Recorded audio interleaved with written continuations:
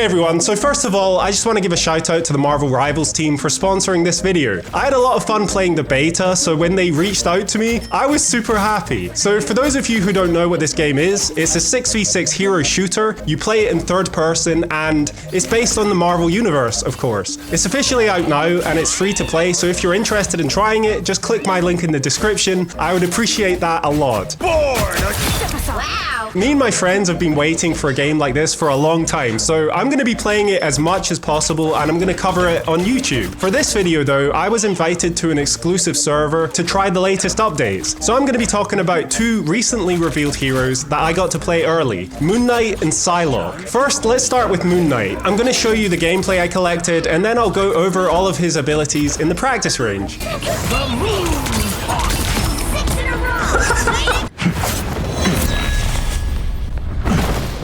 Wants a piece of me now. As my shield, the moon haunts you. Well done, my son. Time to drain.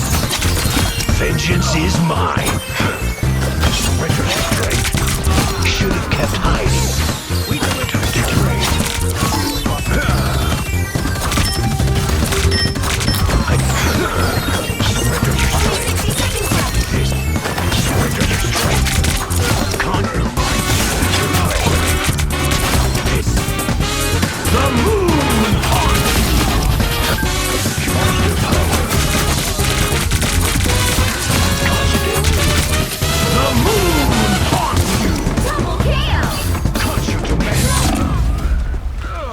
In Marvel Rivals, Moon Knight is a duelist that deals a lot of damage in a very interesting way. It's pretty unique, so let me explain how it works. His primary fire is called Crescent Dart, and this is a projectile attack that fires 3 darts straight forward. As you can see, it does a lot of damage, especially with critical hits, and if there's multiple enemies around, the darts will bounce between the targets to deal even more damage. Here's what makes it interesting though. Moon Knight has an ability called Ancient Ankh. You can place this anywhere you like and it will create a circle on the surface you've attached it to, right? If it lands near an enemy, it will knock them in the air and pull them towards it. His primary fire bounces between enemies, right? While it also bounces off the Ankh. So if you shoot the Ankh, enemies inside of the circle will get hit by your darts. Moon Knight also has another ability called Moon Blade, and it's a single projectile that also bounces between enemies in the Ankhs. If you combine all of these moves together, he can do some crazy damage, and I just found it super satisfying eliminating enemies this way. They've done a really good job with this idea. I also just want to point out that you have a lot of range on these moves too. It's basically infinite. Get up, I'm not done. As for mobility, Moon Knight has a double jump and a hook that allows him to grapple. He can also glide. If you combine these abilities, you can actually jump super high, and this is useful because the maps have a lot of tall structures in this game. Now, even though Moon Knight has decent vertical movement, he's actually a slow character overall, so you gotta be careful. Finally, his ultimate ability, it's called Hand of Khonshu. He opens up a portal that bombards an area with Khonshu's talons, and just like everything else in his kit, it does a ton of damage. If you use this ultimate on its own, it's pretty easy for your opponents to escape it, so a good thing to do is to throw the Ankh right after to pull enemies in. The moon haunts you! Okay, I actually have a new move to show you. So, a new hero called Cloak and Dagger has just been released, and Moon Knight actually has a team-up ability with this hero. Cloak and Dagger can inject light and dark energy into Moon Knight to create a light and dark realm where Moon Knight can become invisible. Okay, that changes some things. Bright as the moon. Okay, that is awesome. So it creates like a little bubble that you can stay invisible in. If you exit this circle, yeah, you'll be revealed. But that's pretty cool. It's also on a 30-second cooldown, but that's kind of crazy, right? Because you could get the high ground. You could go invis. They're pure light force. And then... You just destroyed... Wait, you stay invisible? You stay invisible? Okay. Okay, it's gonna be fun testing this. Right, let's move on to the second hero, another duelist, Psylocke. I'll just set it down that vehicle! Double KO! That's 3!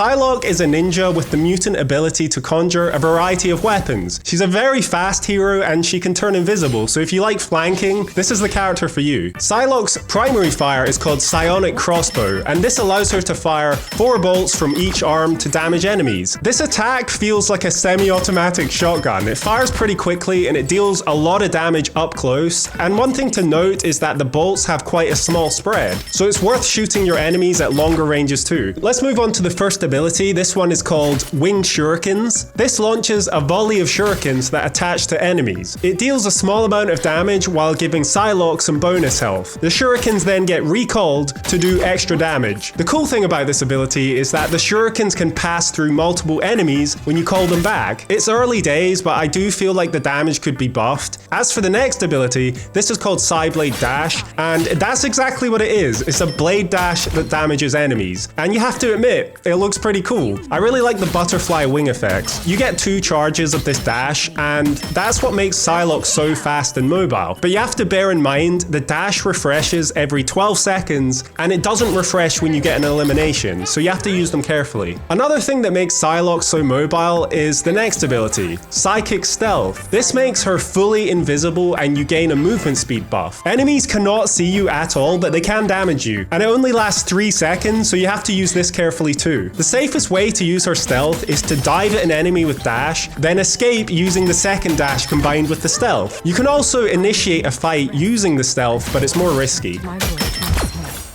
So Psylocke has a team-up ability with another hero called Magic. If someone on your team picks Magic, you will unlock an ability called Psionic Disc. This ability rewinds Psylocke a few seconds back to her previous position, and it will give her bonus health. It's a super powerful ability, but it's on a 30-second cooldown. Finally, the ultimate ability. This is called Dance of the Butterfly, and it's pretty beautiful. When activated, Psylocke will slash nearby enemies with her katana. Basically, any enemy inside of the circle here will automatically get hit, one at a time. Overall, it deals massive damage, and she's invincible while channeling this dance. It's a very powerful ultimate. I was deleting people with this move. So I think this game is going to be massive, okay? It's clear that a lot of work and a lot of talent has been put into creating it, and I think it deserves all the success it gets. It's super fun, but not only that, the developers actually care about the players. When they contacted me, for example, they were very friendly and respectful about covering their game, and they even complimented my previous video. So, I think we're off to a good start here. If you use my link to download the game, a massive thank you to you, and also thank you for watching the video. Have a good day, everyone, and I'll see you in the next one.